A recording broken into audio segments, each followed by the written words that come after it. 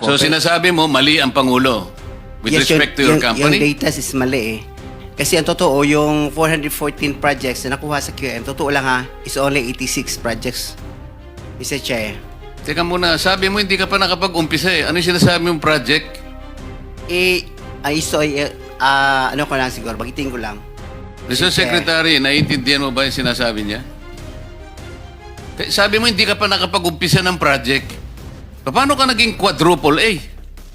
Ano ko lang, Mr. Chair, yung sinasabi kong 1992 is highway pa yon. Paano ka nagkaroon ng lisensya? Paano ka naging quadruple A? At lalong mahalaga, paano ka nasama sa 15? Gumawa ka na ng flood control project. Gumawa na tayo ng flood control project. O ngayon gumawa ka na naman. Ano ba talaga yung totoo? Baka hindi ka makauwi sa araw na ito. Nagsisinungaling ka na naman eh. Ilang project ang na-execute mo na? Marami na eh. O kanina sinabi mo hindi ka pa nakapag-umpisa eh. Meron akong hawak na martilyo rito, sinasabi ko sa'yo. Mr. Chair.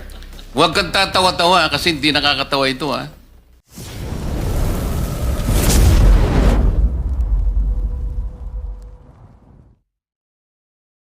Hindi pa nag-umpisa yung QM Builders as a contractor? Yes, Mr. Chair. Hindi ka pa nakagawa ng project? Hindi pa kasi yung nag-asawa ko ng 1991, nag-upisa kami sa hardware. Yung maliit na hardware, nagtitinta ng bambo, mga ganun eh. Mga lipa. Bakit nasama ka sa 15 contractors sa listahan ng Pangulo? Kanina tinatanong ko, wala bang kukontra dito sa sinabi ng Pangulo na 545 billion worth of flood control projects ay ito lang mga 15 contractors ang nakakuha, kasama ka, QM Builders. Nandiyan ka pala, bakit hindi ka kumontra? Ba't ngayon sinasabi mo, hindi ka pa nakapag... Pasensya na, Mr. Chair, kasi medyo nahiya ako. So sinasabi mo, mali ang Pangulo with respect to your company? Yung data is mali eh. Kasi ang totoo, yung 414 projects na nakuha sa QM, totoo lang ha, is only 86 projects. Mr. Chair. Teka muna, sabi mo hindi ka pa nakapag-umpisa eh. Ano yung sinasabi mong project? Ano ko lang siguro, bagitin ko lang. Noong 2003, nakalisensya na kami sa pickup, only category D. Hanggang noong 2024, naging quadruple A na tayo. Pero dumaan pa kami ng single A.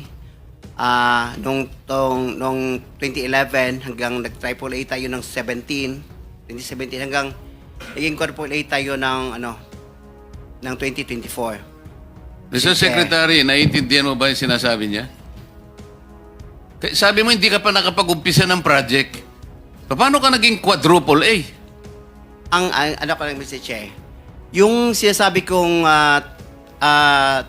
1992 is hardware pa yon. Yung nakita niyo yung hardware. Hindi natin pinag-uusapan yung hardware mo. Ang pinag-uusapan natin, flood control projects. Tinatanong ka kanina, sabi mo, hindi ka pa nagkapag-umpisa ng flood control projects. Paano ka nagkaroon ng lisensya? Paano ka naging quadruple A? At lalong mahalaga, paano ka nasama sa 15? Gumawa ka na ng flood control project. Gumawa na tayo ng flood control project. O ngayon gumawa ka na naman. Ano ba talaga yung totoo? Baka hindi ka makauwi sa araw na ito. Nagsisinungaling ka na naman eh. Ang sinabi ng Pangulo, kasama ka sa 15. Tama, Mr. Huwag mong mamaliitin ito. Pagkatas dito, aartihin mo kami, sasabihin mo, hindi ka pa nagumpisa ka isang hardware. May problema dito eh. Ano lang yan, history lang yung sinasabi ko, Mr. Chair. Ano na yung totoo? Yung totoo, may lisensya na tayo na quadruple A ngayon. O ngayon nga, ngayon meron ka ng quadruple. Yes, Mr. Chair. O, ilang project ang na-execute mo na? Marami na eh. O kanina sinabi mo, hindi ka pa nakapag-umpisa eh. Meron akong hawak na martilyo rito, sinasabi ko sa'yo. Mr. Chair. Huwag kang tatawa-tawa kasi hindi nakakatawa ito ha. Mr. Chairman. Dito lang nagsisinungaling ka na eh. Mr. Chairman, if I may. Yes, Mr. Mukhang Senator. nahihirapan kasi si Mr. Quirante mag-explain. Tama ba to? Ang sabi mo kanina, hindi ka pa incorporated at ngayon incorporated ka na in 2024. Yes. Okay. No. Hindi rin. Yung incorporated, hindi, yung on process pa yun, hindi pa namin na ano yun, na-approve. So lahat ng project na ginawa mo, sole proprietor. Yes, Your Honor. So nakapag-project ka na. Yes, Your Ano Honor. yung sinasabi mong hindi ka pa nagsisimula or hindi mo pa nagagawa? Yung incorporated, kasi hindi pa na-approve yung ano namin, hindi pa naman na-practice, hindi pa na-transfer from sole proprietorship into... So kaklaruhin ko lang, marami ka ng project at tama na isa ka sa top 15, correct Mr. Kirante? Yes, Your Honor. Pero hindi ka pa incorporated. Hindi pa. Yun sole yung pa rin. sinasabi mong hindi ka pa incorporated. Yes, Your Honor. Yun yung binabanggit niya kanina, Mr. Chairman. Malabo pa rin eh. Mr. Secretary, tumatanggap ka ng isang sole proprietorship na mag-undertake ng flood control? Well, Mr. Chair, actually, he has the pickup license. His Paano siya license- nagkaroon ng pick-up license as a contractor? He has the a pickup license. Paano ka Accredited. nakakuha ng pick-up license, Wala pa Mr. nung, Kirante? no- Sole wala. proprietorship ka lang? Yes, Mr. Chair. Kailan mo nakakuha yan? 2003. Hanggang nag-upgrade tayo sa 2007, naging B tayo. Hanggang 2011, naging A tayo. Yung 2017, naging triple A tayo. ano yung net financial contracting capacity mo as a sole as a sole proprietorship? 40 billion, Mr. Chair. 40 billion? Yes, Mr. Chair. Yung financial statement mo, padala mo sa amin.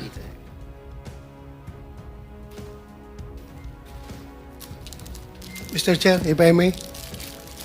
Mr. Chair, Teka muna, si Senator JB muna para matapos natin lahat. quick lang para sa kanya. Kanino? Kay Randy. Habang hindi pa siya umalis. Naniniwala ka pa dyan? Naintindihan ko, Mr. Chair, dahil tingin ko, Bisaya ito, hirap mag-express ng sarili niya in Tagalog. Kaya, I would rather advise him na uminom ka ng tubig, mag-inhale ka, relax ka, at ang pagsalita mo, huwag mo masyadong bilisin. Naintindihan kita para tayo Bisaya. May difficulty in expressing yourself ka. Hindi ko kinakampihan, Mr. Chair, ha? Ang sinasabi niya, meron siyang 40 billion pesos. 40 billion. NFCC. 40 billion ang sinasabi niya. NFCC, Mr. Chair. Kaya nga, 40 billion pesos. Yes, Mr. Chair. Oh. Naniniwala ka, Mr. Senator? Ano yung NFTC, Mr. Chair? Hindi ko... Net financial contracting capacity. Totoo, tinoon na, bay. Ha? Yeah. May 40 billion ka. Yes. Nakadeposito sa bangko na. Ano sa mana? Ay, Paano? hindi. Yung NFCC kinuha sa... Ano yan? Yen o pesos? Asset yan. Kasi yung NFCC, kinocompute ng times 15 yon, Mr. Chair. Halimbawa, may 1 billion ka sa bangko. Pwede ka sa 15 billion. So, halimbawa, may pera ka sa bangko na 2 billion, ibig sabihin, pwede ka sa 30 billion. Yan ang computation. Kaya tayo yung pera natin, kasama na yung mga assets, more than 2 billion. Kaya, i-multiply natin ng 15, abot ng 40 billion. Kaya kami monta at hanggang 40 billion. Mr. Chairman, Mr. Kirante, ito tinitignan. Ano yung 2015 na QM Builders Incorporated? Ina-apply namin dyan sa SEC, Pero Your Honor. 2015 pa siya. Pero hindi pa namin tina-transfer Transfer to? to sole proprietorship into incorporated. Hindi, ito, incorporated na ito eh. This is a corporation. Kasi ang explanation ng bookkeeper natin, yung ano natin gahandol, yung experience ng from sole proprietorship, ita-transfer muna sa Hindi, incorporated. iba yung experience, iba yung corporate entity. Ha? Incorporate entity is 2015 nandyan na siya. Pero sinasabi nyo, walang nangyayari. Wala nangyayari. Ang In-apply lang. ginagamit nyo since noon pa ay yung inyong sole proprietor. Yes, Your Diyan Honor. pumapasok inyong income, in other words. Yan rin ginagamit nyo pagbibid ng mga projects. Yes, Your Honor. Tama? Ganun pa? Ganun ba ho ang interpret? So, dalawang entity, yung sole proprietor at yung incorporation. Yes, yes, Your Honor. Okay. Sabit nyo na lang ho sa amin yung mga dokumento na yan. Thank you, Mr. Chairman. Senator JB? Thank you, Mr. Chair. Mr. Chair, siguro ang gusto natin dito, aside from the accountability that we're looking for, ang gusto natin ma-achieve, no, in aid of legislation. Mr. Chair, I have the second bill that I filed in this Congress is a comprehensive master plan for infrastructure development. Na kahit sino po ang maging presidente, when it comes to infrastructure, especially big ticket items, dapat po tuloy-tuloy. Tulad ho ng mga floodway projects, kanina nabanggit ni Secretary, it transcends different, multi-year po ito at it may transcend different administrations. No? Ang tanong ko lang, Mr. Secretary, siguro matagal na rin ho kayo na sa DPWH. Dati po, meron tayong Napindan, Channel, Manggahan Floodway, and other big flood control projects. Pero parang lately, do we have similar flood control projects of this magnitude? Yung ganito kalaki. Kasi sa tingin ko po, siguro sagutin nyo rin po ko, yung taon-taon na pinoproblema ng Central Luzon, ng Bulacan, ng Pampanga, kamakailan tayo nandito rin. Ang kailangan po talaga dito, floodways, spillways, and water impounding. So, Mr. Secretary, at present, meron ho ba tayong ganitong mga uri ng proyektong ginagawa? Before the Secretary answers that question, let me acknowledge the presence of our senior Vice Chair of this committee, Senator Alan. You can now answer the question. Thank you, Mr. Chair. Yes, Mr. Chair. We have similar projects of that magnitude in the other river basins, major river basins in the country, Mr. Chair, that are financed by official development assistance, Your Honor. And in these major river basins, they have a comprehensive master plan, Your Honor. But Kanina pa na- Mr. Secretary, as we had discussed already, no matter how comprehensive these river basin Master plans. until and unless you are able to coordinate with that office that we made reference to earlier, Yes. this is the River Basin Control Office, walang mangyayari dyan.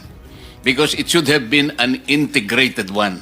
That's Kahit na 100 river basins pa yan, with their separate and individual master plans, kailangan pong coordinated per the mandate of the law na nakalagay sa balikat ng RBCO. So sa ngayon, wag po natin munang gawing parang sagot na makapagbibigay ng kapayapaan ng loob sa ating mga kababayan. Wala pa po tayong na-accomplish in relation to an integrated master plan that will answer the continuing problem of ravages in this country, Mr. Secretary. That's correct, Your Honor. Total, pinag-usapan na rin kanina pa na master plan po dapat ay sundin. No? Pinoint out na rin po ng ating chair. Pero, Mr. Secretary, nabanggit ko kanina, 3 taon na ho tayo. Pangatlong taon na ito, kung di ako nagkakamali, na tayo nagkakaroon ng pagdinig dito tungkol po sa flooding. Paulit-ulit din po ang ating nakukuhang tanong at sitwasyon. Hindi naalala ko na rin ating majority leader, ilang taon na ritang naglalabas ng sama ng loob dahil ang kanyang probinsya mismo ay laging lubog sa baha. Doon po sa Central Luzon, for example, Secretary, ano po ba ang kailangan gawin? What projects are needed? Yung mga big ticket items that are needed really to mitigate or to flush the floodwaters faster, no? Alam naman natin, we can fight nature. Pero sa ngayon, talagang bakit naiiwan sa Pampanga, sa Bulacan, Northern Luzon, bakit with 350 billion, dapat to may resulta na ho tayong nakikita, Mr. Secretary? Your Honor, for Central Luzon, we are now in the process of finalizing a big project. As we pointed out in previous meetings, this is actually yung Central Luzon Pampanga River Floodway Project, Your Honor. And we are now finalizing yung detailed engineering design. This is financed by the Asian Development Bank. Because this will involve actually the construction of a 60-kilometer floodway, which is, I think, about 400 meters wide, and a retarding basin in San Antonio Swamp. No? So this is now under detailed engineering design. And we expect that this project will be completed in 2026, and the civil works will be implemented by a separate loan agreement with the Asian Development Bank. Kasi of this magnitude, Mr. Chair, this involves a lot of steps in the preparation of the entire project is estimated to cost almost about 150 billion pesos yata. So I think yung preparation of this kind of a magnitude wave project is very tedious, Your Honor. Pero Mr. Secretary, narinig na rin ho natin yan 3 years ago. I am glad kung talagang nagsimula na at kung 150 billion lang yan binabanggit nyo, kalahati lang ho yan ng taon-taong budget. Kayang-kayang gawin kung talagang gagawin, no? Gugustuhin. Ang tanong ko lang po, kung yan po ay parte ng master plan, siguro yes or no lang ho. Nasusunod ba talaga yung master plan ng ating sa kasalukuyan? Or is it that with the very large budget of the for flood control, hindi ko kaya, dahil po pinoint out kanina ng ating chairman, obviously dapat common sense dictates na dapat yung flood prone provinces nandun ang concentration ng flood control projects. Hindi ho kaya yung pong mga district offices would want a pie of that 350 billion a year master plan, flood control projects. Kasi po sa nakikita ko, doon lang po sa may mismatch doon sa concentration ng flood control projects, iba-iba. Ang mangyayari po niyan, hindi ho talaga natin matutuloy yung mga malalaking proyekto na kailangan natin. Like you mentioned, natuwa po ako, narinig ko, may floodway na tayong 60 kilometers. Spillways, water impounding, and ito mga pumping stations in strategic areas. Di ho ba ito dapat ang ating ginagawa para mawala ang tubig? Pero yung po mga district offices kaya hindi ba factor ito na kaya hindi ba tuloy-tuloy ito malalaking proyekto? Separate po kasi, Your Honor, Mr. Chairman, separate kasi yung pag-prepare ng mga official development assistance program in the 18 major river basins. So iba po ito. Now for the local, yung mga other projects, flood control projects, na on a district or legislative level, Mr. Chair, these are actually prioritized at that level. And however, ang kwan po natin dito, all these projects should have undergone some preparatory works actually na dumadaan po dito sa Provincial Development Council, dumadaan po sa Regional Development Council in order for them to prioritize all these projects, Your Honor. Yes, So, Mr. Secretary, sorry to cut you, no? Pero sabi ko nga, aside from the accountability, gusto natin in aid of legislation, I'm pushing for the comprehensive master plan for infra development, that which would include flood mitigation projects. Yes. Na sana, pag national project, national in nature, hindi dapat pakikialaman ng district level. Kasi alam nyo, naging congressman po ako noon. Opo. Nung panahon na yon, Mr. Chair, nasa Kongreso, ang pwede lang namin pakialaman yung pong mga barangay roads, municipal roads, when it is classified as a national project. Dati po hands off kami doon. Nagtataka lang ho ako ngayon, bakit pati ang national projects minsan ngayon, mukhang napapakialaman na. Mr. Secretary. Well, this is the reality of how the budget is being formulated at this point in time, Your Honor. I think we submitted to, as I said, the entire budget is under the scrutiny of Congress, Your Honor, at the end of the day. So whatever will come out of in the law, in the General Appropriations Act, would be the projects that we implement, Your Honor. Well, empathize with you, Mr. Secretary. Hindi lang naman ho kayo. Kaya ako kayo tinatanong because we would want to we would want to correct some mistakes of the past na nasa tama na tayo. Because of our political system, yung po mga infra projects natin, for example, railway, other big ticket items, hindi natutuloy kasi nga bawat presidente, bawat administrasyon may sariling programa. So itong flood control programs din, dapat dams, floodways, lahat po, long term po ito. That's why I'd want to get your inputs on how we will be able to draft the comprehensive master plan na kasama po ito, na hindi na ho mangyayari ito, na hindi na po mapakailan. Mr. Secretary, siguro ito na lang ho, ito might be parochial in nature. Alam niyo naman siguro 3 taon na tayo nag-uusap pa budget. Meron lang kong example, yung po sa San Juan, yung hiniling ko sa inyo na flood, yung pumping station na kinulit-kulit ko. Ito, tatay, gaya sinabi ni Sen. Morbig Subirit, hindi ho masama ang insertion or congressional interference o kung ito po itatayuan ho natin, kung makakabuti. Ito po nangyari to, Barangay San Perfecto, Mr. Secretary. Hanggang ngayon po ito, nung mayor po ko at nag-congressman, nakapaglagay na tayo ng about 6 pumping station. Hanggang nung naging senador po ko, nakakuha tayo ng isa o dalawa pa. Ito po, last 3 or 4 budgets na hinihiling natin. Kaya lang po, because of political reasons, sabi kasi na mayor doon, basta galing sa aming proyekto, hindi pa papasukin. Pero Mr. Secretary, ang kawaho dito, hindi ho ako, hindi ho ikaw, hindi po yung mga nasa morang nakaupo. Ang kawawa, yung mga kababayan namin. Yung pong pumping station, Mr. Chair, ilang beses namin tinabi, sabi naman ni Secretary, alam niyang kailangan, pero hindi, susulat po yung congressman namin, dati, si Ronnie Zamora, tapos ngayon yung anak po niya, may errata po.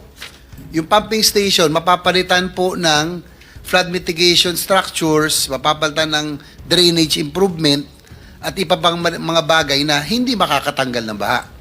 Mr. Chair, kaya ako po ito nilalabas. If this happens in San Juan, na yung pong dapat na proyektong makakapagtanggal ng baha, mapapalitan, pag po may nanghimasok ang distrito, it might be happening also elsewhere. Kaya hindi ho talaga mawawala ang baha. Yun lang, Mr. Secretary, sana po, ito kawawa dito, hindi naman kami. Yung mga ari-arian ng mga kababayan natin, no, sa Barangay San Perfecto and sa ibang lugar din sa buong Pilipinas. Kung ito yung nangyayari sa amin, maaaring mangyari din sa ibang lugar na hindi natin maiayos ang pagtanggal sa baha kung hindi natin bibigyan prioridad yung pong mga malalaking proyekto tulad ng mga floodways, spillways at iba pa.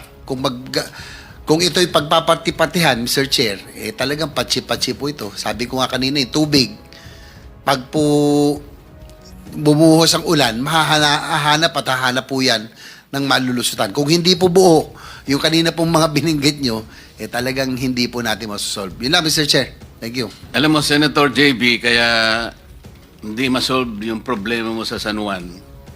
Ito yung, Mr. Secretary, ito yung Toktokan Interceptor Phase 3. Ito yung manggagaling sa Talayan Floodgate to San Juan River.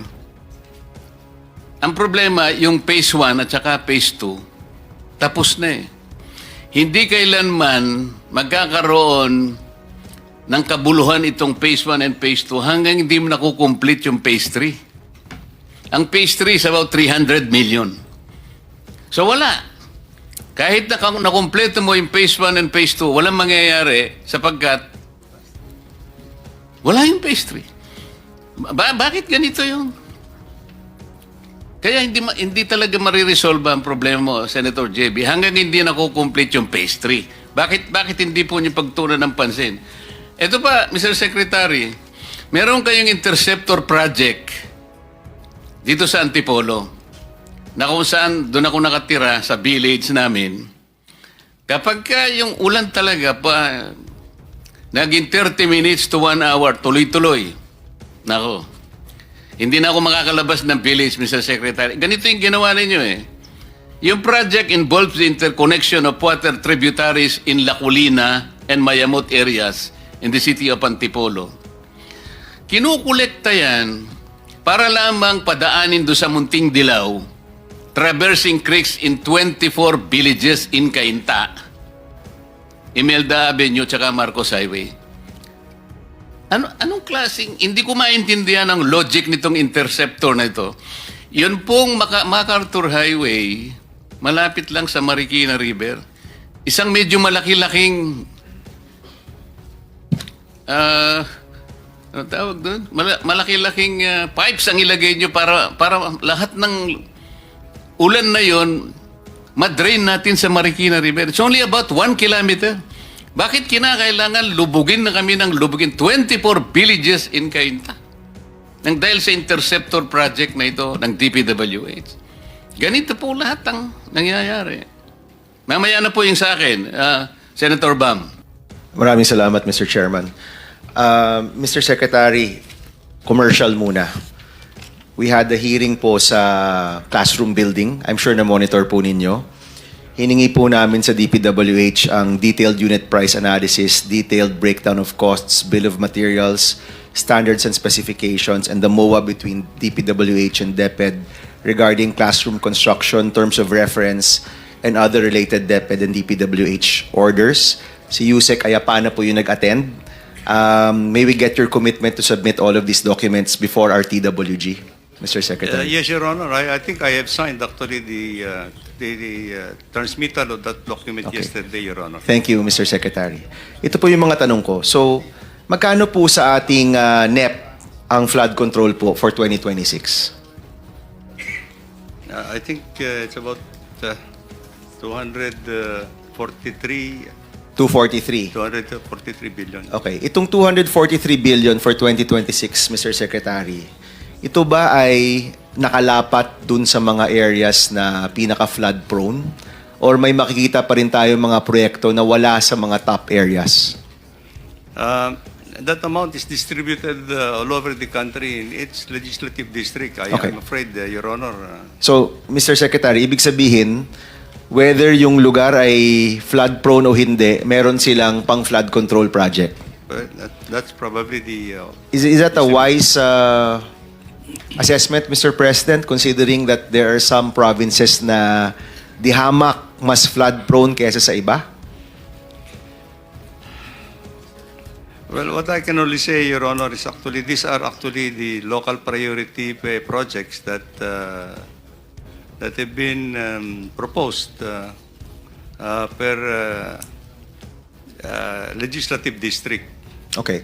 So you're saying, Mr. President, ito yung request ng mga kongresista, no? Yes. At mga maybe mayors and governors as well, or just congressmen? Mostly, well, I don't know how the considerations from the local governments, but as far as I know, these are actually the projects that are incorporated in the allocation for each legislative district. Your Okay. Honor. Hindi kaya, Mr. Secretary, since nandito na rin po tayo, yung presidente na po mismo ang nagtawag ng investigasyon at nag-audit po tayo, hindi ho ba, we have time, we actually have a few months left, hindi ho ba mas magandang i-reallocate natin itong 243 billion base sa pinaka-flood-prone areas? Parang doon na rin naman tayo papunta, no? Mr. Chairman, di ba? Doon na rin tayo papunta. Hindi ho ba, may oras pa naman na baguhin ito at i-allocate natin siya sa mga lugar na pinaka-flood-prone. Do you welcome that, Mr. Secretary? Well, yes, Your Honor, if that would be the consensus of... Okay. Ang hihingin siguro natin, Congress, Mr. Secretary, meron na tayong top areas na flood-prone. Tama po, no? By province. Yes po. Baka po gusto nyo, i-breakdown nyo po yan by municipality or by city para pwede ho nating ma-allocate yung flood control base po talaga sa pangailangan. Would you welcome that, Mr. Yeah, Secretary? of course, Your Honor. Okay. Kasi parang para po sa akin, hindi tama na merong flood control budget ang mga lugar na walang flooding. Hindi ho ba, no? So I think that's something we can work on. The DBM secretary is here. Maybe as one of the output, marami pong output itong investigation natin, but maybe one of the output could be a flood control budget na talagang ina-address yung flood control. Kasi sabi nga po, may mga lugar, maliit ang nakukuha, sila naman po yung pinaka-flooded. At may mga lugar nakakakuha ng funding, wala naman silang flooding. Di ho ba, no? Okay, first. So we would welcome that. Maybe po, as part of this investigation, you can come up with sa tingin ninyo, ano ba dapat ang tamang flood control budget sa ating budget? No? Kasi ang sinasabi po nyo, request kasi to wala kaming magawa. No, but the NEP, if I'm not mistaken, comes from the executive, right? And the executive, the chief executive himself is calling for an investigation and an audit. Post-audit, baka pwede po kayo mag-submit. Ito dapat ang flood control sa Pilipinas. We would welcome that, Mr. Secretary. Your Honor. Alright. Pangalawa, so meron na po tayong, sabihin na po nating mas responsive na flood control budget. Para po kasi sa akin, mahirap tanggapin. Unang-una, maraming salamat at inamin po ninyo na may ghost project. No? That in itself is already a huge admission.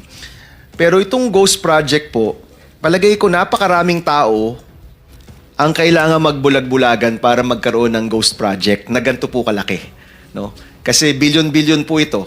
It is a billion peso project at hindi naman po ito nabubuo in 1 month. Gaano po katagal usually yung mga flood control project? Ilang buwan po yan o ilang taon po yan bago po mabuo?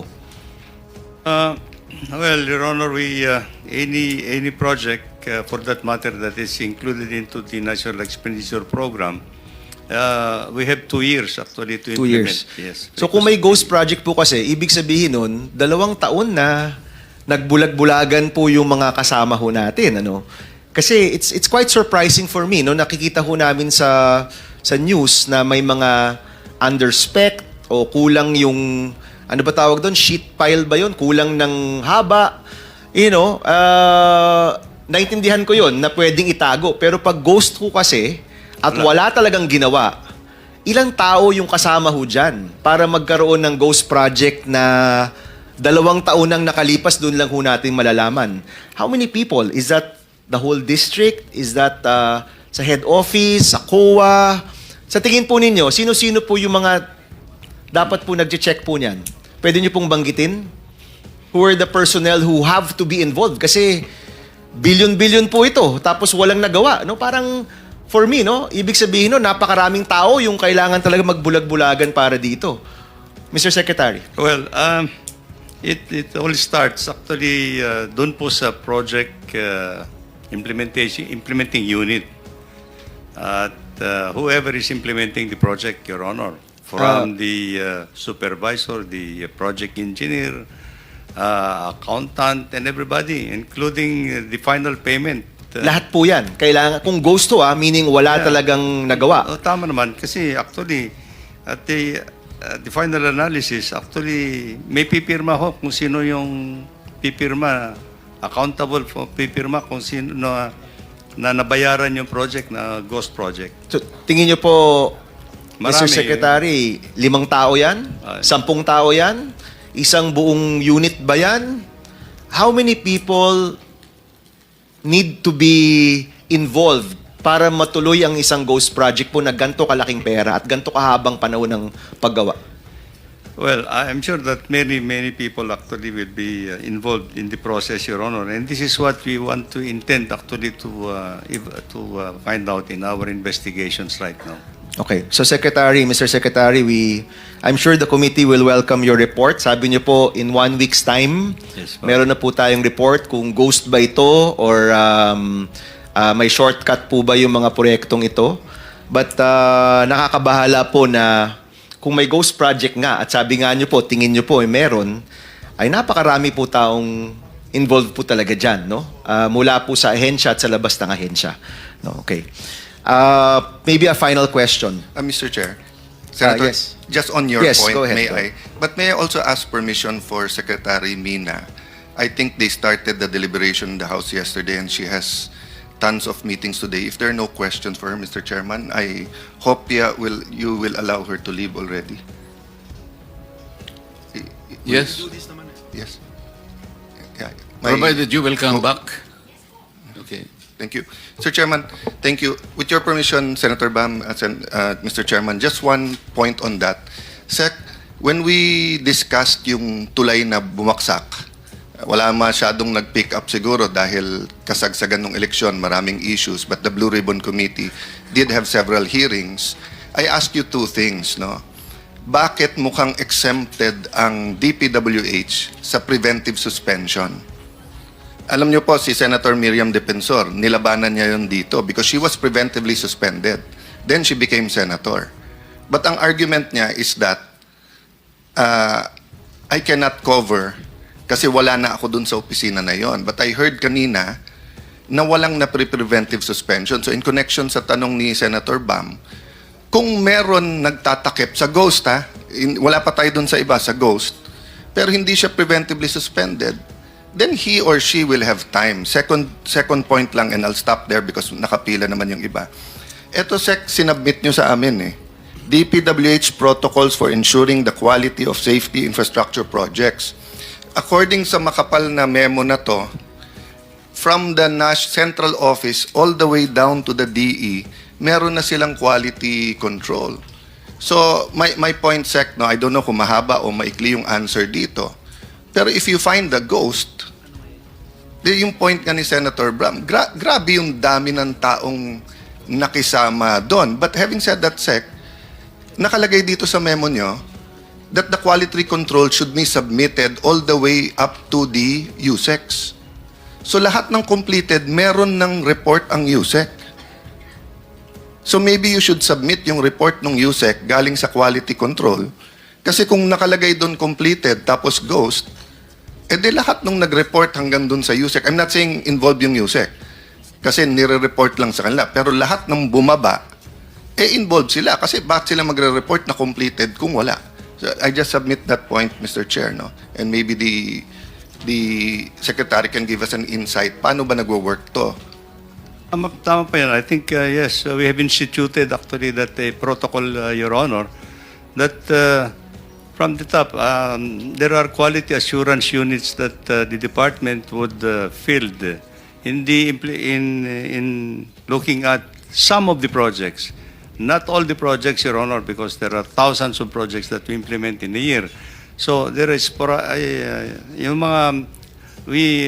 yung quality assurance units namin would go into a region and So, assuming, Sec, na hindi lahat may quality assurance, pero reporting-wise, lahat ng completed, umaakit yan, di ba? yes po, yes. Oh, so, until what point ang kailangan may physical na na-verify?